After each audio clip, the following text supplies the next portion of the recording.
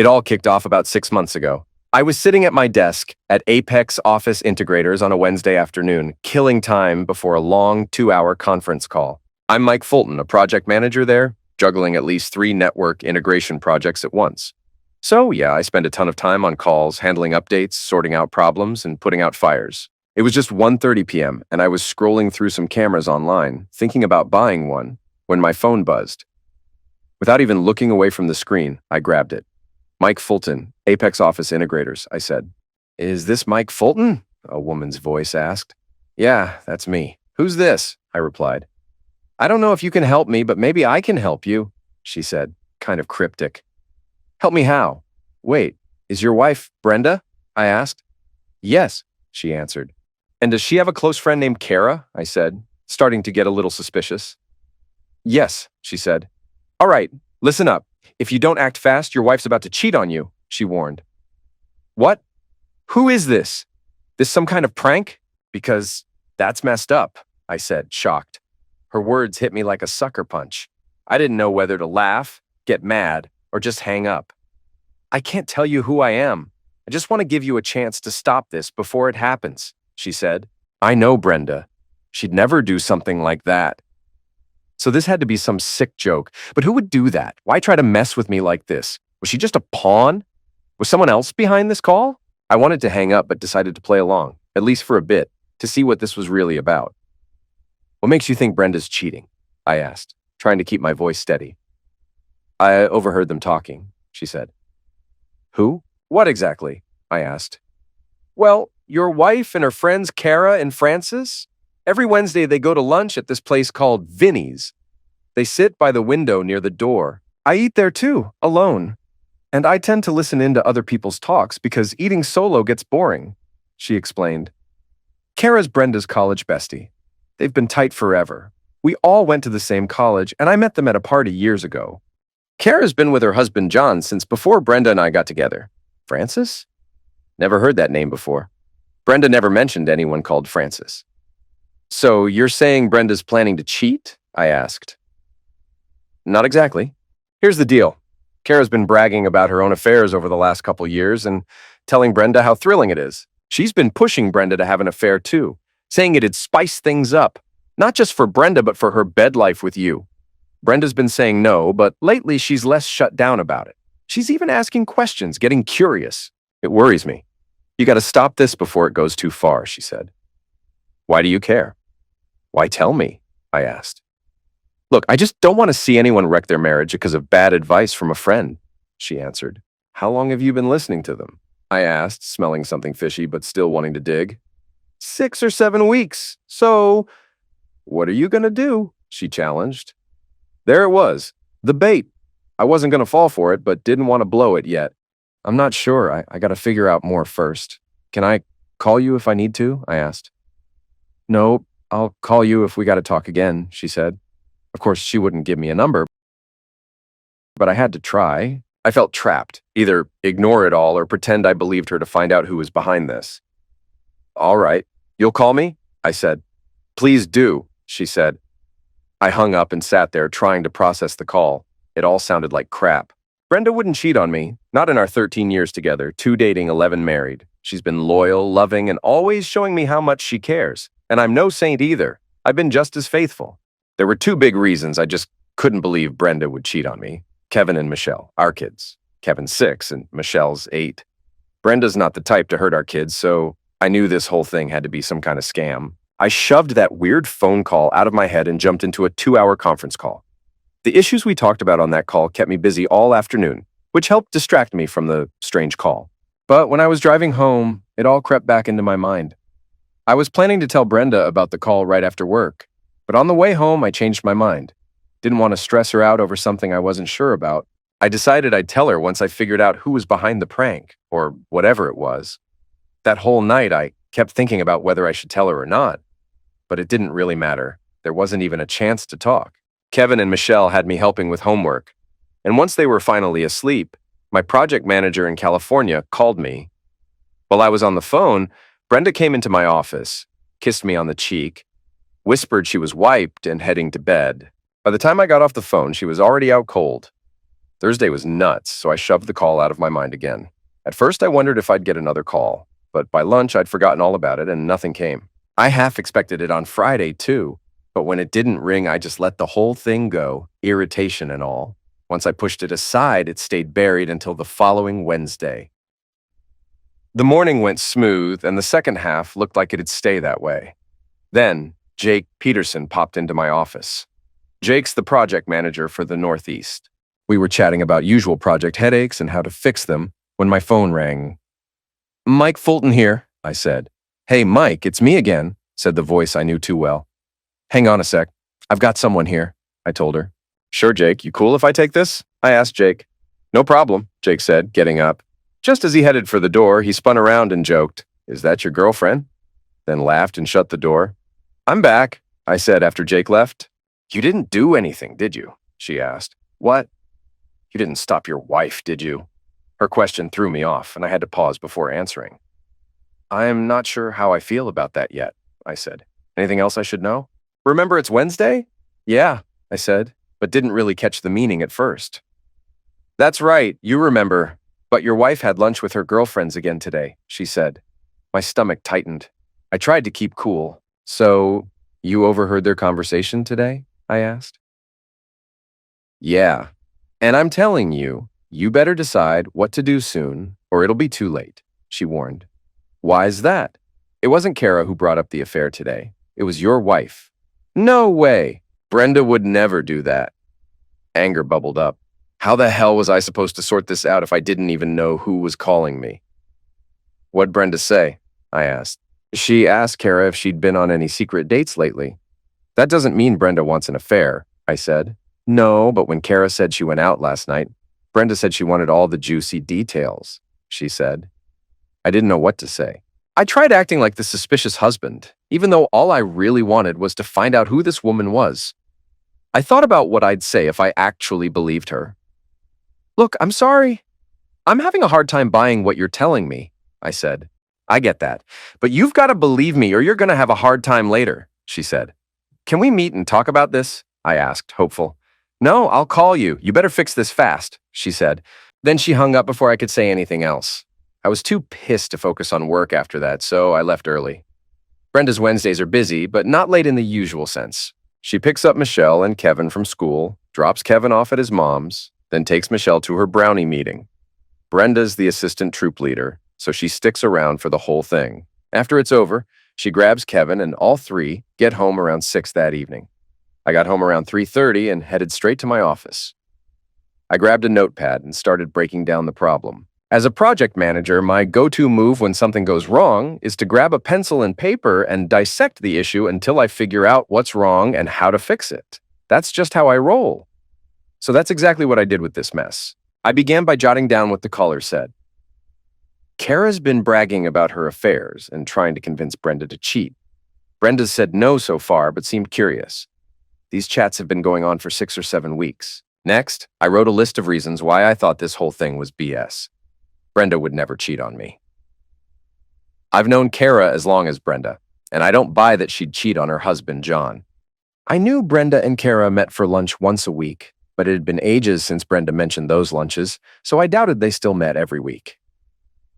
The caller mentioned some Francis. I had no clue who that was. Brenda never talked about anyone named Francis.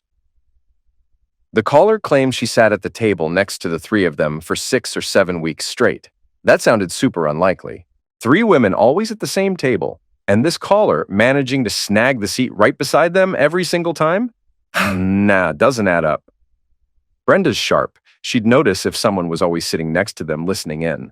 If she suspected eavesdropping, she'd switch tables or pick another spot altogether. Then I made a list of every possible reason for the call I could think of. Some buddy of mine messing with me as a prank. One of Brenda's friends pulling a joke. Someone who hates me playing dirty. Someone who hates Brenda doing the same. An ex-girlfriend of mine trying to stir trouble. One of Brenda's exes trying to cause chaos. A dude crushing on Brenda and trying to break us up. A girl crushing on me, doing the same. Or maybe a woman crushing on Brenda, or a guy crushing on me, just covering all bases. Maybe we're just random sufferers of a hilarious prank, or a TV reality show trying to catch people's reactions on camera. The TV show idea was a stretch, but I was running out of options. There were a bunch of other crazy theories I scribbled down, but honestly can't remember now. The last one on my list? That the caller was actually telling the truth, and Brenda might really be thinking about cheating. I spent the next hour weighing every option, shuffling my list to put the most believable on top and the ridiculous at the bottom. I quickly knocked out pranks by my friends or Brenda's. None of them were into that crap. Enemies? Didn't have any. Brenda didn't either. Exes? I'd had 2 before Brenda, and neither ended bad. I only knew one of Brenda's exes, and they'd broken up over a year before I met her. And crushes from someone gay or lesbian? Didn't seem likely. I ran through my list 4 times, thinking through every detail. In the end, the TV reality show was top. Then the idea that the caller was telling the truth. I wasn't happy about either. I knew no such TV show existed. It just didn't make sense. But honestly, none of the other ideas really did either. That left me with the core issue. The caller was either lying or telling the truth. If lying, why? And who else was involved? If truthful, which I still doubted, my marriage was in serious trouble. To find out, I needed to ask Brenda some questions, but without raising any red flags. If she was innocent, like I believed, it'd hurt her if she thought I didn't trust her. But if the caller was telling the truth and Brenda suspected I was onto something, she might shut down or cover up.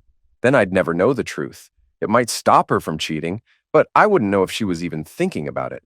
So I had to be subtle and get information out of her bit by bit. Then I heard the garage door click open. I tore up my notes and went to the kitchen to meet my wife and kids as they came in. As soon as the kitchen door swung open, Kevin ran over, gave me a playful hip bump, and said, "Hey, Dad, can I go watch TV now?" "Sure, buddy," I said. Just then, Michelle burst in, holding up some pins she'd made at Brownies. "Look what I made today!" she shouted, excited. "These are fire starters for the fireplace," she explained. "You light the candle and then the pin lights up. Cool, right?" "That's awesome, sweetheart. We'll use them this winter for sure," I told her. Her face lit up like a Christmas tree, proud as hell. Then she took off to join Kevin in front of the TV. About 45 minutes later, the 4 of us were sitting around the dinner table, digging into spaghetti. "How was your day?" Brenda asked. "Pretty normal, nothing wild. My projects have been running pretty smooth these last few months, so no big fires to put out," I said. "Well, if you ever need to start a fire, just use one of my pins," Michelle joked. "Daddy," Michelle giggled. "That's right, Shell. Next time I want to set one of my projects on fire, I'll just use your pins," I teased back. Michelle laughed and twirled some spaghetti on her fork. I turned to Brenda. "Hey, have you seen Kara lately?" I asked. "Yeah, I actually had lunch with her today," Brenda said. "Really? I didn't realize you were still doing that," I replied. "We still get together every Wednesday for lunch," Brenda said. But why'd you ask if I'd seen her?" "You haven't mentioned her in a while, and it's been almost a year since we've seen Kara and John. Thought maybe we should get together with them for dinner sometime," I said. "Want to do it this weekend?" "I can call Kara," Brenda offered. "Sounds good to me. It'd be nice to see them again," I replied. Now, knowing Brenda and Kara still met weekly, I decided to push a little further. "So, every week, huh? Where do you guys usually go?" I asked. "Vinny's. It's a small Italian spot in that shopping center on Appian Way," Brenda explained. I knew the area: big supermarket, pharmacy, a few specialty stores, a coffee shop, and a Domino's pizza joint. But I'd never heard of Vinny's before. "Do you always hit the same place?" I asked. "Yeah, the food's good and cheap. Most of the time we grab takeout, so it's easy to find a table. The service is quick, and it's just convenient for the 3 of us," Brenda said. A weird knot formed in my stomach. So far, everything matched what that caller said. "Wait, 3 of you? I thought it was just you and Kara," I said. "Oh, Kara's college roommate started working with her about a year ago, and she's been joining us for lunch every week," Brenda said. "Do I know her?" I asked. "Nah, you've never met Frances. She was Kara's roommate for a couple years, but had already graduated before you met us," Brenda replied. "So it's the 3 of you every week. Maybe I'll come by sometime," I said, watching Brenda's face. "That'd be great. We'd love to have you join," Brenda said. "Yeah, sure. The ladies want their husband to come complain about us over lunch," I joked. "Aren't you going to lunch to complain about your husbands?" Brenda laughed. "Of course, but I'm going to complain about you right to your face, so it won't matter if you're there or not," I said, and Brenda laughed at me. After dinner, I helped Brenda clean up. and then we put the kids to bed. This part of the day is my favorite. I'd flop down on the couch, Brenda would sit next to me, resting her head on my shoulder. We'd hang out like that for about half an hour. Then she'd stretch out her legs, lay her head in my lap, and I'd gently run my fingers through her hair and over her face until she fell asleep. I love those quiet moments, just watching her sleep. But that night, I didn't get that peace. A tiny seed of doubt sprouted in my mind, and no matter how hard I tried, I couldn't stop it from growing. Thursday wasn't any easier. Every time my phone rang, I half expected it to be that caller again. But all the calls I got were work-related. One was from Tom, my project manager in Denver. We'd been working on migrating a network for a big company headquartered there for over a year, and things were going well.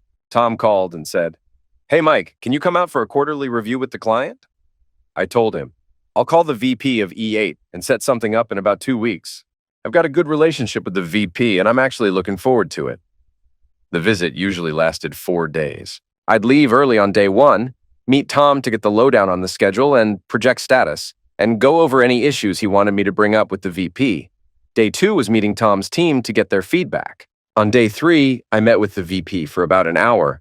Then usually we played golf and had dinner. The last day was just flying back home to Richmond. Brenda said, "We're having dinner with Kara and John on Saturday." We slipped back into our usual evening rhythm. Friday was packed. I had 3 conference calls. Then a problem popped up on my Tulsa project. I spent most of the day on the phone calming down the client, promising, "We'll fix the issue by day's end and the project will still finish on time." Wednesday's call wasn't even on my radar when I walked through the door. Brenda was there waiting, greeting me with a kiss. "Dinner will be ready in about 20 minutes, she said. "The kids are upstairs playing, so we've got some time to sit down and have a quiet drink before we eat. What are you feeling?" "I was thinking a cold beer in a frosted mug all the way home," I said. "Just sit tight. I'll bring it to you," she replied. Nothing about this was out of the ordinary. Brenda always treated me like this, and I never took it for granted. I made sure to return the favor whenever I could. I settled into my favorite chair, and Brenda came in carrying our drinks. She set them down on the coffee table and then sidled up beside me. She leaned in close and whispered, "Been thinking about you all day." I knew exactly what she meant. Even after 11 years of marriage, our bed life was still solid, so we had our little moments. I got up and asked, "Want some wine?" She nodded, and I poured us both a glass. As we sat there sipping, Brenda looked me dead in the eyes and said, "Mike, I've been mulling this over the past few weeks. How do you feel about having another baby?" "Wait, you're serious?" I asked. "Yeah, I'm 33 now, and I don't want to wait 2 or 3 more years to get pregnant," she said. "Kevin's turning 7 in a couple months," she added, "and I feel like if we're ever going to do it, now's the time." "If you're sure that's what you want, then I'm on board," I said. "Good. I'll stop taking the pill tomorrow and start trying," she said with a smile. I kissed the tip of her nose and grinned. "And I think we should practice a little more tonight, don't you?" "Absolutely," she replied without hesitation. "Boy or girl?" she asked. "What do you want?" I shot back. "How about one of each?" I joked. "Come on, seriously, boy or girl?" she pressed. "Honestly, I don't care, just want a healthy baby," I said. "That's the right answer," Brenda said with a smile. That night, while Brenda drifted off to sleep, I lay awake thinking about having another kid. Then my mind drifted back to those phone calls. If Brenda was actually considering an affair, she wouldn't be stopping birth control to get pregnant. That felt like solid proof the calls were bogus. Eventually, I dozed off and had a nightmare where Brenda had an affair and got pregnant. Waking up, I felt huge relief that it was just a dream. But at the same time, a dark cloud was settling in my mind. I thought about telling Brenda about the calls again, but decided not to. I realized that if I brought it up, it might start a chain reaction that would shut me out from figuring out what was really going on. If I told her, she'd probably tell Kara, and then who knows who else would find out. I figured the caller probably wouldn't know I'd told Brenda, or that I hadn't fallen for whatever game was being played. Hopefully, that would be the end of it. But there was still a tiny chance the caller was telling the truth, and I needed to know. I couldn't just let it drop. No more calls came that week, but that didn't ease my mind. The mystery was eating at me. Saturday night, Brenda and I were getting ready to go out for dinner with Kara and John. I hoped the night would help me unwind, but I didn't know how. We had a great time. The food was delicious, and the conversation flowed easy. I kept an eye on Kara and John, trying to catch anything off, but saw nothing suspicious. Kara didn't look like she was hiding secrets from John or me. Still, when we got home, I was stuck. No obvious problems between them, no secretive looks between Kara and Brenda. That should have calmed me, but it didn't. I felt myself slipping into a funk until Brenda kissed my ear and whispered, "Been thinking about you today. Time to go make a baby." I followed her to our bedroom and gave it my best shot. When we finished, she laughed. "You do know it's way too soon for me to get pregnant, right? I only stopped taking the pill 2 days ago." "I know," I said. "How about we try again tomorrow night?" she suggested. "Sounds good," I said as she kissed me. Monday morning found me sitting at my desk when a thought hit me. If that caller was sitting in the restaurant where Brenda and Kara have lunch on Wednesdays, then all I had to do was show up there one Wednesday and figure out who she was. I had to think it through carefully. I'd kind of threatened to show up for lunch sometime, and Brenda acted like it was no big deal. So if I just appeared at the restaurant, it probably wouldn't raise any alarms for her. The tricky part was this. If the caller saw me before I identified her, she'd disappear, and I'd lose my shot. I didn't know if the caller even knew what I looked like. It was possible she did, and would have noticed me if I'd been hanging around the restaurant before. On Monday, I took a long lunch break and drove out to Appian Way, where Vinny's was located. I knew there was no way I could just walk into Vinny's unnoticed. It's a small place, and I'd definitely stand out. But across the street, there was a parking lot with a spot right behind a fence that blocked most of my car from view. From there, I could watch the restaurant without anyone really seeing me. That Monday night, before going to bed, I put my binoculars in the car to make sure I wouldn't forget them on Wednesday. I wanted to be ready. Tuesday turned out to be an absolutely insane day at work. I kept my head down, staying busy so I wouldn't obsess over having to wait another whole day to do something about what was going on. But man, the waiting was eliminating me. Wednesday morning, I left the office at 11 a.m. sharp and headed straight to that parking spot behind the fence near Vinny's. Luckily, the spot was open, so I pulled in, looked around to make sure nobody was paying attention, and took out my binoculars. I trained them on the restaurant's front window. The only problem was the sun was blazing, reflecting off the glass, making it damn near impossible to see inside clearly. There was nothing else to do but wait. I pulled out the sandwich and soda I'd packed, ate my lunch in the car, and kept my eyes peeled. At 12:05, I spotted Brenda, Kara, and a third woman, who I guessed was Frances, walk into Vinny's. I raised my binoculars and focused on the window. Sure enough, I saw the three of them sit down, right at a table by the window. The caller's story checked out. The table next to theirs? It looked empty. I didn't get a good look, but no one was sitting there. For the next 45 minutes, I kept my gaze locked on the restaurant entrance. Tons of people came in and out, but most were picking up takeout orders. No one ever sat at that empty table beside Brenda and her friends. I waited until the three women left, watching carefully to see if anyone came out after them. No one did. I started wondering, had my mystery caller skipped lunch today? Or maybe she saw me and bolted before I could catch her. I had to rush back to the office in case she called. I wanted her to think I was just following my usual routine and eating lunch at my desk, even though there was no way she could have known that. No sooner had I stepped into my office than the phone rang. "Hello, Apex Office Integrators, Mike Fulton speaking," I answered. "Mike, I'm starting to worry about you," said the voice on the other end, cold and serious. "You still haven't done anything to stop your wife." "How do you know I haven't done anything?" I asked, my heart starting to race. "Because of what your wife said at lunch today," she said flatly. "You listened to their conversation again?" I asked, unable to hide the edge in my voice. "Of course. What else do I have for entertainment?" she shot back. "You better start listening to me. I like eavesdropping on their talks, but I hate bringing you bad news," she said. "Then why call me?" I asked, voice rough. "I guess I feel better about snooping if I can help you." "Maybe that makes me less of a bad person," she said. "But either way, things are heading toward a dangerous point." "What exactly do you mean?" I asked, trying to keep calm. "Today, your wife told her friend that the next time you have to go out of town for work, she's going to have her little affair," she said quietly. It got to the point where Kara even suggested a double date and said she knew the right guys to take them out. I could feel cold tension creeping up my spine, tightening in my chest. I didn't know what to say or do. I still refused to believe Brenda would think about cheating on me. But the story was starting to sound real. "Well, are you gonna do something about this or just sit there and let it happen?" The voice pressed. "If you're not going to act, Tell me now so I can stop wasting my time worrying about you. I'll take care of it, I snapped, then slammed the phone down hard.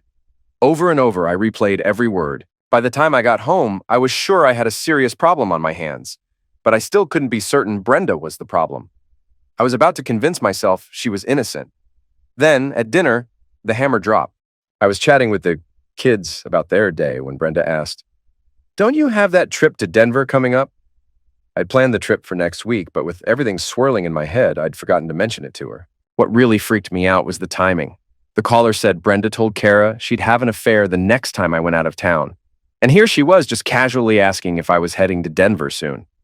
Was it a coincidence? I had no idea what to think. I fought hard to push the thought away when Brenda asked if we were going to try making a baby that night. In the end, I told her I wasn't feeling well.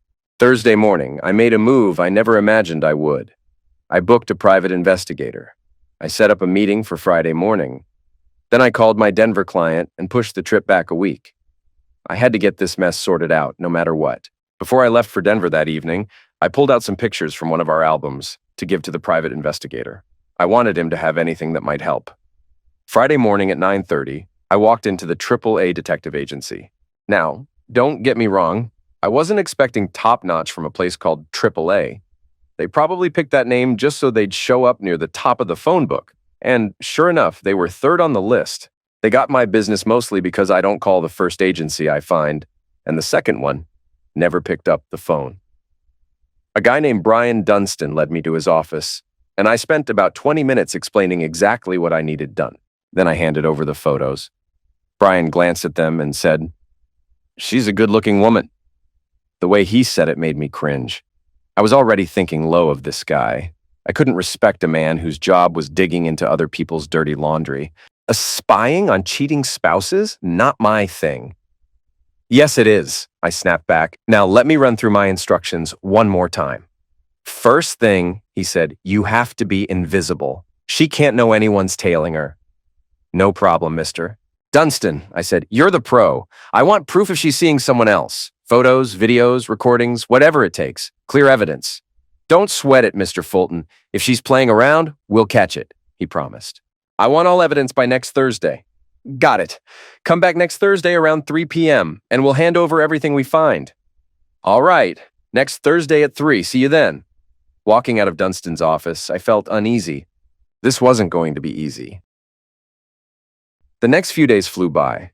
I did my best to keep everything normal around Brenda so she wouldn't suspect a thing. I didn't want to shake the kids up either. I was proud when I managed to make love to Brenda 4 nights out of 7 that week. Wednesday afternoon, I sat in my office, eyes glued to the phone. At 1:30, it finally rang. "Have you done anything yet?" the voice asked as soon as I said hello. "I've got everything under control," I replied. "What are you doing?" she pressed. "I can't say. Just know it'll be over by this weekend." She tried to push for more, but I told her that was all I'd say and hung up. At 3 p.m., Thursday, I was back in Brian Dunstan's office. "Mr. Fulton," he said, looking grim, "I have bad news. We caught her in the act, and we've got proof." He handed me a DVD. All the footage is legit, shot in public places. No hidden cams in hotel rooms or houses. It's all court admissible. We've got a player next door if you want to watch now. "I'll take it with me and watch in private," I said. "And send me a bill, I'll pay it." Back in my office, I locked the door, loaded the DVD into my laptop, and hit play. Dunstan was right. The evidence was there. The first clip, timestamped Monday the 9 p.m., showed Brenda sitting in a bar booth with a guy. The dude had his arms wrapped around her neck. They kissed a bunch, then got up and danced, totally lost in each other. Next, at 10:15 p.m., she got into a car with the same guy. Then, at 11:05, they walked into a motel room at the downtown Ramada Inn. At 1:25 a.m., they left the room and went back to the bar. Then she got in her car and drove home. The next clip was Wednesday at 9:07 a.m. Brenda was having breakfast with another guy at a restaurant. Later, the detective followed a car that seemed to belong to this guy. At first, I didn't see Brenda in the car. Her head wasn't visible. But then, she popped up as the car turned into the parking lot of an abandoned warehouse. The camera zoomed in on the car from far away. I couldn't tell if anyone else was inside. Then it got closer, and I saw a guy having fun in the back seat. That was too much for me. I downloaded the video to my hard drive, burned a copy to a blank DVD, then deleted the file off my laptop. I slipped the DVD into a protective sleeve, then tucked it into a big manila envelope. The original DVD went into the safe in my office. That evening, I went home with a heavy heart. I got there about 20 minutes before Brenda. The garage door opened and Kevin and Michelle burst inside without even saying hi. Behind them, Brenda smiled as she walked in. "You're home early," she said. "Just getting ready to make a baby tonight," I teased. Brenda laughed. "Good," she said. "I've been thinking about you all day." "Did you get the mail?" I asked. "No, I forgot," she replied. "I'll grab it," I said. "Sit down." "I'll get it," she insisted. "Can't have your little boys slacking off on their chores." Brenda walked through the front door carrying the usual stack of mail: credit card offers, real estate flyers, and a pile of other junk nobody ever really reads. But mixed in with all that was a large, thick manila envelope that immediately caught my eye. She dumped the junk mail on the coffee table, sorting through it quickly, and then held out the big envelope to me. "This one's for you," she said. Her voice casual, but something in her eyes told me she was curious too. "No return address." I didn't respond right away. I just took the envelope and set it down beside me on the couch. Without missing a beat, I asked, "How about a beer?" She smiled. "I'd love one." I stood, stretched a little, and headed into the kitchen. The refrigerator door opened with a soft hum, and I grabbed 2 cold beers, nice and frosty. Coming back into the living room, I handed one over to Brenda and then eased down into the couch. We started talking about work, how my projects were moving along, the usual office drama, and then Brenda broke the silence. "Aren't you at least a little curious what's inside that envelope?" she asked, nodding toward the coffee table. I shrugged, trying to keep it light. "Probably just more junk mail, right? Something boring." She grinned, a little mischievous. "I know, but why don't you open it anyway, just for fun?" I was about to peel back the flap when the phone rang. Brenda jumped up and grabbed it. I sat back, watching her out of the corner of my eye, catching the first few words of her side of the call. "Hello?" she said, sounding a bit tense. "Oh, hey," she answered softly. "What, are you serious?" "Hold on a sec," she said, her voice dropping as she walked away toward the kitchen. The rest of the conversation was muffled, but I caught enough to know something was wrong. The call didn't last long, no more than 10 minutes. When she came back into the room, her face looked tight with worry. "I need to meet Kara," she said quietly. "It's urgent." "Urgent? What do you mean, urgent?" I asked, trying to keep my voice calm. "I don't know the details." Kara sounded too upset to talk much on the phone. "Can you take care of feeding the kids and putting them to bed?" she asked. "Of course," I said. "You know I've done this before plenty of times." "I know. I'm sorry." "I'm just really worried," she said, grabbing her purse and keys. "I'll be back as soon as I can. Don't worry about me," Brenda said as she headed for the door. "Take care of Kara, okay?" I said after her. Once Brenda was gone, I walked into the family room. Kevin and Michelle were parked in front of the TV, eyes glued to whatever show was on. "Mom had to step out for a while, so guess who's cooking tonight?" I announced. The kids perked up a little. "You got 2 dinner options, liver and onions or McDonald's. Your call," I said, trying to keep it light. Kevin immediately started yelling, "McDonald's! McDonald's! McDonald's!" Michelle, always the smart one, said with a sly smile. "That's a tough choice. You know how much I love liver, but I'm pretty sure you don't want to cook. So I'm going with McDonald's to make it easier on you." I scooped Michelle up, spun her around once in the air, set her down, and tickled her ribs. "You're such a silly baby." Kevin didn't want to miss out and tugged my hand. My turn. "I want to fly like Michelle." I lifted him, swung him around, then tickled him till he laughed. The 3 of us piled into the car and hit McDonald's. We were back home in less than an hour. Upstairs, I sent the kids off to get ready for bed. By 8 o'clock, they were tucked in, lights out. Kevin was already asleep. I sat on the edge of Michelle's bed, listening to her tell me all about her day at school, the friends she hung out with, what she learned, and the little adventures she had. When she finished, I kissed her forehead, whispered goodnight, and switched off the light. Back downstairs, I grabbed a beer from the fridge, settled on the couch, and took a long sip. Then I reached for the big manila envelope sitting on the table and opened it, carefully spreading the contents out. Inside were 2 copies of my trip itinerary to Denver, airline tickets, a hotel reservation, and a rental car confirmation. I pinned 1 copy of the itinerary to the refrigerator with a magnet shaped like a bunch of bananas. A little silly, but it always made me smile. The rest I folded and slipped into my briefcase. Then I picked up the Sports Illustrated magazine and started flipping through it, though my mind wasn't really in it. By the time Brenda came home, it was nearly midnight. I could tell right away she was still rattled from whatever had happened with Kara. What happened? I asked gently. Huh? What happened to Kara? Give me a beer first, and then I'll tell you everything, she said. Want me to get you one? Yeah, please. She came back with a beer, sat down next to me on the couch, and took a deep breath before starting.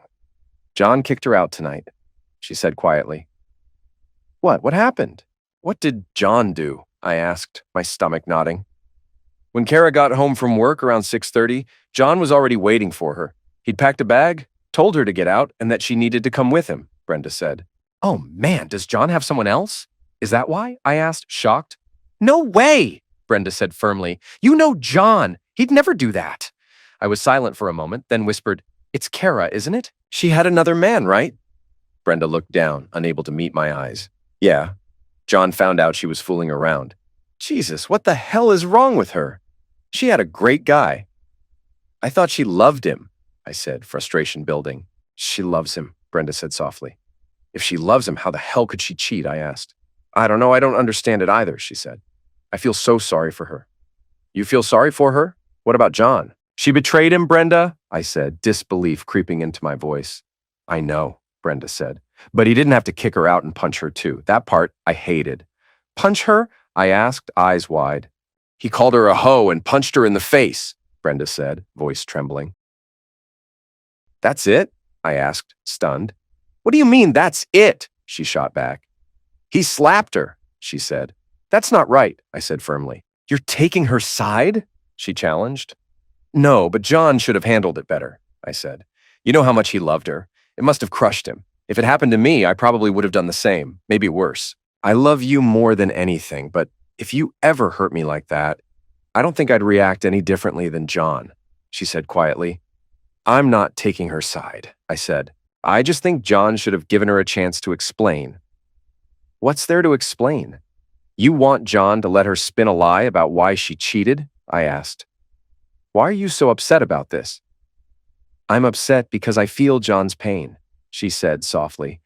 Well, if the roles were reversed, I bet you wouldn't be so quick to forgive him, I said, shaking my head. Brenda started to say something, but then just stopped. The tension in the room thickened. You're Kara's best friend. You have lunch with her every week. Did you even know she was cheating on John? I asked, trying to keep my voice steady but firm. What? Why would you ask me that? What do you mean by that? Brenda hissed, her eyes narrowing. Brenda, you've always been straight with me. Don't start lying now. Did you know Kara was fooling around with other men behind John's back? I pressed. She avoided my gaze for a long moment before quietly admitting, yeah. For how long? I pushed. A few months, she murmured. Did you try to stop her? Did you say anything? Do anything at all? I demanded. I didn't, she admitted, voice barely above a whisper. So you just let it happen. You were an enabler. By staying silent, you were basically giving her the green light, I said, anger rising in my chest. No, that's not true. I wasn't encouraging her. I didn't like what she was doing. I just didn't know how to say anything, so I said nothing, she argued. So you're partly to blame for what went down today, I said, unable to hide the bitterness. I surprised myself by how furious I was with Brenda in that moment. How can you say it's my fault? I didn't tell her to cheat on John, she shot back. But you did nothing to stop her cheating. And now that she's been caught, you're defending her? I don't think I know you anymore. You've always preached how important fidelity is in marriage. Does that only apply to husbands or not to your closest friends? I challenged. Kara messed up. She's my friend, and I have to stand by her. She's hurting bad, Brenda said, her voice cracking with emotion. What about John? You think he isn't hurting? This isn't just about Kara and John. It's about what they're doing to us, I said, getting up from the couch. I'm going to bed. Brenda said nothing. I lay awake for a long time, replaying our fight in my head. I was angry at her for not seeing the damage Kara caused, angry at myself for losing my temper. But maybe this would make Brenda think twice. If she was ever tempted to stray, that thought had to die now. When Brenda slipped into bed about half an hour later, I pretended to be asleep, not ready to face her. The next few days were cold between us, like a thin frost had settled over the house. Monday morning, I caught a plane to Denver. I decided not to call Brenda as soon as I landed. She broke the silence and called me at 9 a.m. 11 a.m., her time back in Richmond. Why didn't you call when you got there? she asked, her voice tight. I didn't think you wanted to talk, I admitted. She was quiet for a beat, then said, I don't care what you thought. You should have called, okay? I'm sorry I didn't call first. It won't happen again. We only talked for about 5 minutes. Brenda said she wanted to make sure I arrived safe before she went to bed and told me to call early the next day to check in with the kids. The rest of the week, Brenda was warmer when we talked. We both avoided bringing up Kara and John. My flight home Thursday was scheduled to land just after 7 p.m. Before leaving Denver. I called Brenda to let her know what time I'd be home. Can you grab something to eat on your way? She asked. I'm picking up the kids to have dinner with my parents. You won't make it in time, I told her. No problem. I'll see you at home, she said. My flight arrived right on time. On the way home, I decided to stop by a familiar little grill bar known for killer burgers. When I walked in, I spotted John sitting at the bar getting a drink. I decided to catch up and see how he was holding up. John had already moved to a booth when I joined him, and to my surprise, he was sitting with a woman I didn't know. Hey, John, how you doing? I said, sliding into the booth. Mike, good to see you, he said. Doing as well as can be expected, given everything. This is my friend Fanny, John said, gesturing to the woman next to him. Fanny, Mike, John introduced. Nice to meet you, Fanny, I said, shaking her hand. If it weren't for Fanny, I might have completely lost it over all this, John admitted. Well, it's really good to meet you then, I said. Turning to Fanny, I added, we're just grabbing a quick drink before dinner. Why don't you have one with us? I ordered a beer and pulled up a chair beside the booth. We didn't talk about Kara or the mess she'd made. John kept the conversation mostly about Fanny, explaining they'd known each other since college. He shared stories about their time back then, before turning the conversation to ask about Brenda and the kids. After about 20 minutes, John excused himself to the bathroom. When he came back, Fanny smiled at me. Fanny, guess that's a nickname. Your real name's Frances, right? I asked. Right, she said. And you've done a good job. What do you mean? I asked. I'm a problem solver, she replied. So, how long have you been in love with John? I pressed. Since college, she said quietly. You were Kara's roommate back then, weren't you? I asked. Yeah, she nodded. Smart move. So you used me to get Kara out of the picture? I said flatly. Yes, she admitted. I couldn't do it alone. I didn't want Kara to know I betrayed her, and I didn't want to be the one to tell John his wife was cheating. Do you feel good about what you did? I asked. I don't feel bad. If Kara hadn't started cheating on John, I'd have been stuck in the background forever. I never wanted to hurt either of them, but once she bragged about cheating, I had to stop it. And why not help myself while I was at it? But why drag Brenda and me into it? I demanded. There was no one else, Fanny said softly.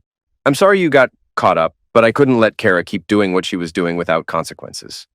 How did you know I'd warned John about Kara's cheating? I asked. I've been having lunch with Brenda every week for over a year. She talks about you all the time. She painted a picture of a man with strong morals. I knew you'd put a stop to Kara's cheating one way or another. And I was pretty sure John would find out eventually. Doing it all anonymously was a stroke of genius. John actually thinks it was the wife of one of Kara's friends who hired a detective and sent him the photos. I've got one more question, I said. You lied about Brenda being interested in the affair, didn't you? Yes. I needed to hook you into the conversation. Brenda was really upset, but I never said anything to her directly. Brenda and I talked about it several times. She hoped Kara would come to her senses and stop messing around. I never told Brenda what I told you. I wanted John to catch her himself. So Kara never really tried to convince Brenda to cheat? I asked. Once, Fanny said, but Brenda made it clear she wasn't having any of it. That's when I decided to call you. I twisted the story a bit, but at the core, it was Kara's idea. I wasn't sure whether I hated Fanny or admired her guts. She found a way to warn John, then stuck around to support him through the fallout. Before I could get another word in with Fanny, I noticed John coming back from the restroom.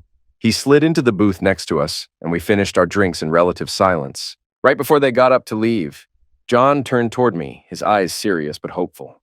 Mike, I don't know what the future holds for any of us, he said quietly, but I hope you and Brenda will still consider me a friend. I gave him a nod, feeling the weight of his words. I'm sure we will, John. No doubt about it. Fanny, sitting beside him, smiled with this knowing, sly look that made me uneasy but also oddly impressed. It was really nice meeting you, Mike, she said, her voice smooth but with an edge. Right back at ya, I said, standing as they headed for the door. Once they were gone, I ordered a cheeseburger with fries and another cold beer. I settled back into the booth, chewing slowly, letting the flavors soak in. There was this strange feeling washing over me, almost euphoric, but I didn't get why at first. Then it hit me. The tension, the worry, the stress that had been clinging to me for weeks, all of it suddenly disappeared. I kept telling myself I didn't believe Brenda would ever cheat, but there was this nagging voice in the back of my mind. When Fanny told me that Brenda had never shown any interest in an affair, that she had made it clear she would never do something like that, it didn't register at first. But when it finally did, it was like a punch to the gut. That was the moment the cheeseburger became the best one I'd ever tasted. Not just because it was good food, but because it symbolized a breakthrough, a relief. Finishing up, I called Brenda to say I was on my way. She told me she was just about to leave her parents' house and would be home in about half an hour. That 30 minutes stretched on forever in my head. I pulled into the driveway 15 minutes before she got home. I was jittery with excitement and nerves, my mind swirling with what I just learned from Fanny. I wanted to apologize to Brenda for how I'd acted the night John threw Kara out. I wanted to hold her close, whisper how much I loved her, and make up for lost time. I wanted to pull her into the kitchen as soon as she walked in and make love to her right there on the floor. But the kids had to be asleep first. Then it hit me. Brenda had been angry with me when I left for Denver. I wondered if that anger was still simmering under the surface. Maybe this homecoming wouldn't go the way I hoped. I might spend the whole night trying to win back her forgiveness, for being too hard on her, for not stepping in to stop Kara from wrecking her marriage. I thought about those guys I worked with, married men bragging about their conquests on business trips. I disapproved but never said a word. Maybe I was just as guilty as Brenda had been with Kara, turning a blind eye. The only reason I had been so hard on Brenda was because I wanted her to understand that if she ever betrayed me, she'd be signing up for the same heartbreak Kara did. But now that I knew Brenda hadn't even entertained the idea of cheating, I couldn't justify my behavior. I could never tell her the real reason behind my anger. So I just hoped she'd forgive me. Then there was the bigger question, how I'd handled the whole mess. I'd hired a private investigator to tail Kara, gather proof of her cheating, and send it to John. I'd helped destroy their marriage to save mine. John found out the truth, and Kara got what she deserved. But sitting there in the quiet, I wondered if I'd chosen the right path. Maybe I should have confronted Kara directly and talked things through with her. Suddenly, I found myself saying out loud what I'd been thinking all along. I acted selfishly to protect my marriage, and I'd do it again if I had to. I felt sorry for John, but it wasn't my fault Kara cheated on him, and there was no reason to think she'd ever stop. I was sitting on the couch in the living room when the garage door opened. I debated whether to wait where I was or run to meet Brenda and the kids as they came in. I decided to stay put. When the kitchen door opened, I didn't hear the usual noise. Michelle and Kevin never come in quietly. I waited another minute, expecting the kids to dash into the living room, but nothing. I turned toward the kitchen and saw Brenda standing in the doorway. "Where are the kids?" I asked. "They're staying overnight at my parents'," she said softly. "Tomorrow's a teacher workday, so no school." Brenda wore a white skirt and a red blouse. I've always loved seeing her in red. It suits her. "You look beautiful," I said. "Thanks. I know you like this blouse, so I wore it for you," she smiled. Something inside me eased, a flicker of hope. She stepped closer, standing right in front of me. "I have something to tell you," she said quietly. "Please don't interrupt. I've been thinking about what you said last week, and I finally understand. I had to do something to stop Kara. I think I knew deep down her games would end like this. I feel terrible about it. I'm sorry I argued with you." "You don't need to apologize," I told her. "I overreacted too. Kara was your best friend. You didn't know how to deal with her cheating. Honestly, I don't know how I'd have handled it if our roles were reversed. It hurts because both John and Kara were our friends. My anger at Kara's betrayal came out on you, and that's not fair, but I think you did the same. What happened to John and Kara is sad, but we can't let it break us." I held out my hand. Brenda took it and moved closer. "I love you so much," I said. "I tried to stay mad at you, but when you didn't call Monday, it nearly broke me. Then I realized this is their problem. We can't make it ours." Brenda smiled, a genuine warm smile. "Besides, we've got our own problem to fix." I raised an eyebrow. "What problem?" She looked me straight in the eye. "How can I get pregnant if you don't make love to me?" Her face softened. then blossomed into that beautiful smile I'd missed. "Well then, mister," she said playfully, "you'd better get to work." And that's exactly what we did. The next morning, Brenda was already downstairs when I got up. I slipped on shorts and a t-shirt and headed for a cup of coffee. We couldn't keep the pace every night. The kids, work, family visits, all got in the way. But a few weeks later, the test confirmed it. Brenda was pregnant.